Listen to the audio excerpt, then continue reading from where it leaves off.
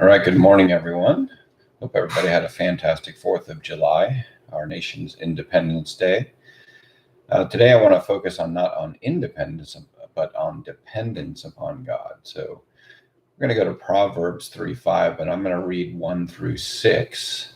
The rewards of wisdom. My son, do not forget my teaching, but let your heart keep my commandments. For lengths of days and years of life and peace they will add to you.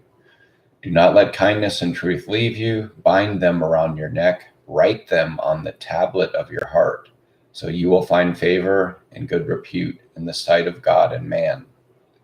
Trust in the Lord with all your heart, and do not lean on your own understanding. In all your ways acknowledge him, and he will make your path straight.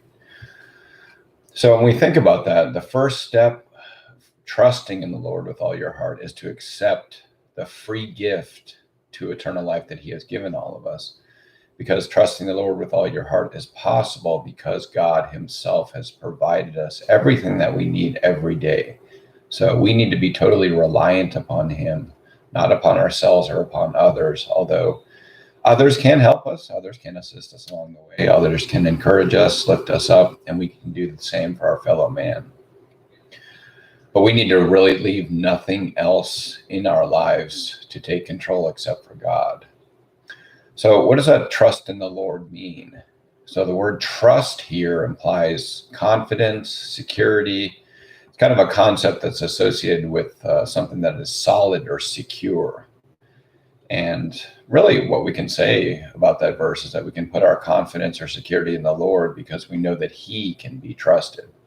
We understand that God is real. We often in our creeds in the Lutheran Church, we talk about being of one substance. Well, substance is something that is real, something that can be touched, something that is secure, something that is strong. We can put our trust in him. The concept of heart, though, is where people kind of go a little bit astray. If they're actually thinking of the organ, the heart, that pumps the blood and everything like that, and where your heart leads, like maybe in romance or in things like that. But the word heart is an old English concept, especially how it's used here in Proverbs 3:5. It's used to indicate the ruling center of the whole person or entity. The heart was seen as the center of a person's will, their mind, their feelings, and it does not mean physical.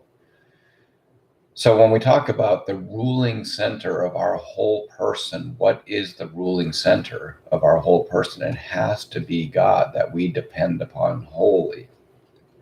Now, this doesn't mean that we don't think for ourselves or use our brains or things like that, but we have to remember that that trust we have can't be in following other men or ourselves at times because we make bad decisions a lot of the times. And sometimes the decisions we make to follow other men or women are because we want to be accepted, we want to be included in the way that the world sees us or the way that people see us, or sometimes it's for popularity. But we have to remember that the only person we need to please is God, and to trust in him and turn it all over to him. Like he says in Proverbs, it's in all your ways acknowledge him, he will make your path straight. Now, straight path means that you will walk in a straight line towards his plan, what he wants for your life. And he says that he will add lengths of days and years to our lives and peace in our hearts and our minds. And if you notice, a lot of people don't have peace because they're trying to fulfill something that the Lord has not indicated in their life or has not directed in their life. They may be trying to fulfill a goal or an achievement to gain popularity with their fellow man, or what the world places as important, like wealth or power or position or title. And that's a lot of the times what people seek. And usually it never fulfills them. I'd say most of the time it does not. And usually all that it does is create a wanting for more and more and more of the same thing. And yet that empty hole still lies within each and every one of us. The only way to fulfill that hole is to trust in God and place everything in God's hands so that he can direct our hearts and our paths. So the first step with that is to accept the free eternal gift that God gave us through his son, Jesus Christ.